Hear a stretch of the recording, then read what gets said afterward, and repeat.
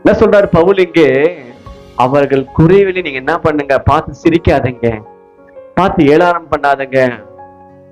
அவங்களுக்கு தேவையானது என்னவோ அவருக்கு செய்யண்டாரு பவுல் இங்கே. உதவி செய்யுங்கள். ஒருத்தன் என்ன செய்தா, குழியில இப்ப கிடக்குறான், நம்மளால அவன் எழுப்ப முடியும், அதை பார்த்து பார்க்காம போக கூடாது.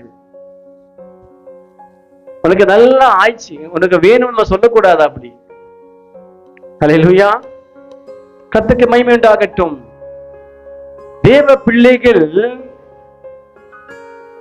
இன்னைக்கு இந்த பூமியிலே உண்மையாய் வாழ்றவங்க,